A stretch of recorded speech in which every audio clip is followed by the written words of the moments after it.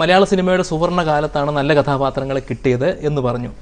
അപ്പോൾ അതിനകത്തൊരു സൂചനയുണ്ട്, ഇപ്പോഴത്തേത് അത്ര നല്ല കാലമല്ല എന്ന് ആര് പറഞ്ഞു? ആരും പറഞ്ഞില്ല, ഞങ്ങൾക്ക് അങ്ങനെ തോന്നുന്നു. ഇപ്പോൾ സ്ത്രീ കഥാപാത്രങ്ങൾ മലയാളത്തിൽ ഉണ്ടാവുന്നുണ്ടോ?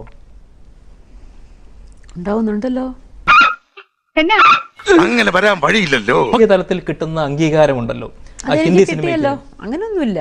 ദേശീയ തലത്തൊന്നും കിട്ടൂല. എനിക്കിത് മതി.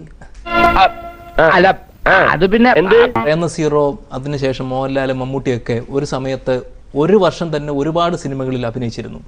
അപ്പൊ ശോഭനയ്ക്ക് ഞാനും അങ്ങനെ ചെയ്തു. അതെ, ശോഭനയ്ക്ക് ഒരുപാട് അവസരങ്ങൾ ചോദിച്ചു വാങ്ങണ്ടായിരുന്നു, അതും കൊങ്ങയ്ക്ക്. പക്ഷെ ഇപ്പോൾ ഈ ഹിന്ദിയിലേക്ക് പോകണമെന്ന് ആഗ്രഹിക്കുന്ന ആളുകൾ അവരത് ആഗ്രഹിക്കുന്നതിൽ എന്തെങ്കിലും തെറ്റുണ്ടെന്ന് തോന്നുന്നു.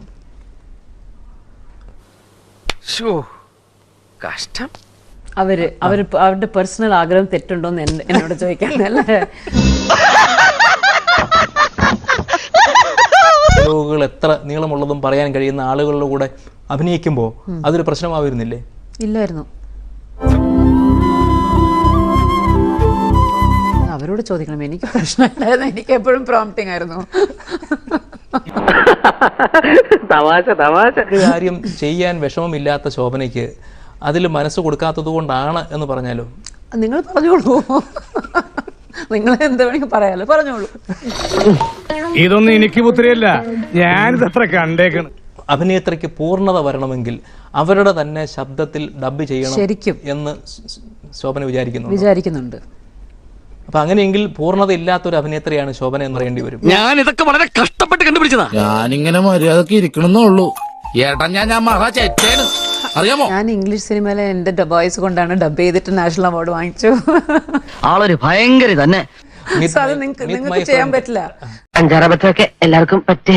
ശോഭനയുടെ അച്ഛനും അമ്മയും വളരെ നല്ല വിവാഹ ജീവിതം നയിച്ച ആളുകളല്ലേ? പഴയ കാര്യങ്ങളല്ലേ. ആണ് അത്തരം ഒരു ജീവിതം വേണമെന്ന് നേരത്തെ ഞാൻ പറഞ്ഞില്ലേ, ഞാൻ പേഴ്സണൽ ക്വസ്റ്റ്യൻസ് ആൻസർ ചെയ്യൂല.